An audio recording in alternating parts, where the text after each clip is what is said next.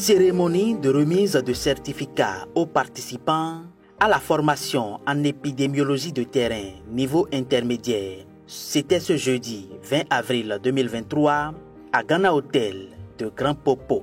15 agents du ministère de la Santé et du ministère de l'Agriculture, de l'Élevage et de la Pêche viennent ainsi d'augmenter le nombre des épidémiologistes de terrain au Bénin.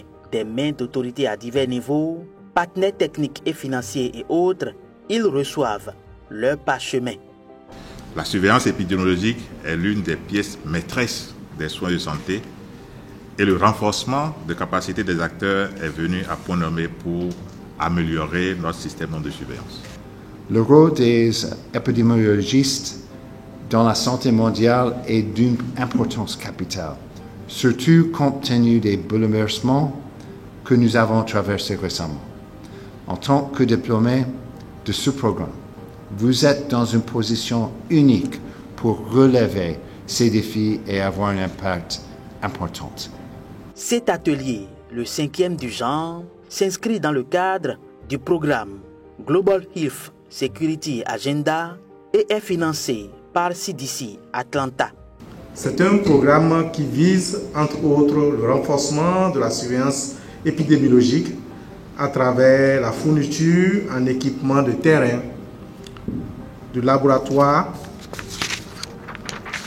mais aussi et surtout qui vise le renforcement des compétences techniques du personnel de santé intervenant dans la surveillance épidémiologique. Ce volet sur la formation est dénommé Field Epidemiology Training Program, FETP, entendez programme de formation en épidémiologie de terrain. Cette première cohorte, dont la remise de certificat a eu lieu ce matin, renforce la dynamique en cours pour disposer de ressources humaines qualifiées, compétentes et averties pour non seulement améliorer la performance de notre système de surveillance, mais également faire face aux épidémies et urgences sanitaires futures. Cette cérémonie de remise de certificats est en réalité l'aboutissement d'un processus de 9 mois de formation. Le parcours de cette première cohorte a été fait de plusieurs étapes, à savoir la sélection des participants et des mentors, la formation des mentors, le déroulement des modules de formation lors des ateliers 1, 2, 3 et 4, les activités sur le terrain, les travaux de groupe et bien d'autres, le tout sous le contrôle du bras technique AFNET, African Field Epidemiology Network, le réseau africain pour les épidémiologistes. Le bilan que nous faisons de ce parcours, c'est un bilan très positif sur plusieurs plans. Sur le plan moral, parce que nous avons eu 15 participants au départ et les 15, comme je le disais, avec l'atelier de mise en œuvre, c'est dans un esprit One Health qu'on a identifié ces 15 participants, 12 du côté santé humaine et 3 du côté santé animale. La grande satisfaction à ce niveau, c'est que jusqu'à la fin, on n'a pas eu d'abandon.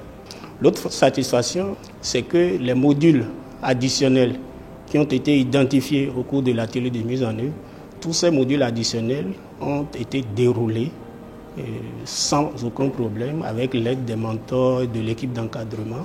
La satisfaction est également notée du côté des récipiendaires.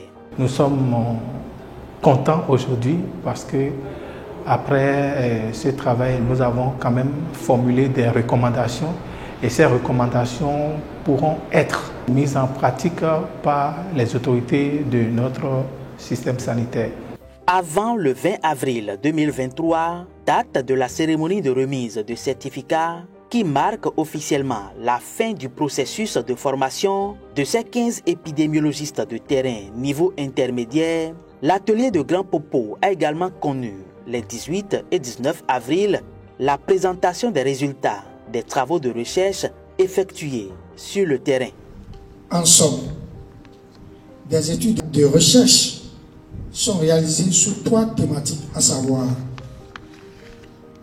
analyse des données des maladies sous surveillance et événements, à savoir méningite, PFA, rougeole, rage humaine l'ASA et décès maternels. L'évaluation des systèmes de surveillance des maladies, la référence des cas de paludisme grave et facteurs associés à la létalité chez les enfants de moins de 5 ans dans les hôpitaux publics du Bénin du 1er avril au 31 octobre 2022. Dans le processus de réalisation de ces travaux, les participants, aujourd'hui épidémiologistes de terrain niveau intermédiaire, ont bénéficié de l'accompagnement des mentors, sans oublier les membres du jury qui ont apprécié et fait des observations pour l'amélioration des travaux effectués. D'abord, nous avons participé à la facilitation des cours en classe et nous avons aussi fait l'encadrement sur le terrain. En tant que président du jury, j'ai d'abord été agréablement surpris de la qualité des présentations, du contenu des présentations, des travaux de très grande facture et qui ont adressé des problèmes réels que nous vivons en matière de surveillance épidémiologique. Et je pense que les candidats ont du mérite pour avoir mené tous ces travaux et également l'équipe de facilitation a dû jouer efficacement son rôle pour qu'on ait ces présentations de très belles factures qui ont permis, je peux dire aujourd'hui, qu'on peut envoyer ces impétrants partout pour pouvoir défendre le pays. De quoi féliciter donc tous les participants à cet atelier de renforcement de capacité du personnel du ministère de la Santé et du ministère de l'Agriculture, de l'Élevage et de la Pêche en vue de faire face aux urgences sanitaires et zoosanitaires. Chers récipiendaires, je voudrais vous féliciter pour votre endurance dont vous avez fait preuve tout au long de ce processus et vous exhorter à faire transparaître dans vos activités quotidiennes vos acquis pour une meilleure surveillance épidémique dans notre pays.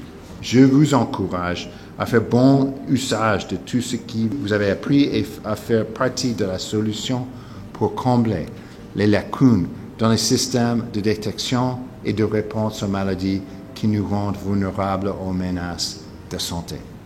Ils en sont conscients et aptes à relever les défis. Avec ce parchemin, je me sens mieux outillé pour faire convenablement mes tâches quotidiennes en tant que responsable de surveillance au niveau intermédiaire. La première action, c'est le partage de connaissances. Comme le savions dit souvent, une seule hirondelle ne fait pas le printemps. Alors c'est un travail d'équipe. Il faut que nous arrivions à partager avec nos collaborateurs. Cette cérémonie de graduation des membres de la première cohorte de formation en épidémiologie de terrain niveau intermédiaire porte à 24 le nombre total d'épidémiologistes de terrain que compte le Bénin à ce jour.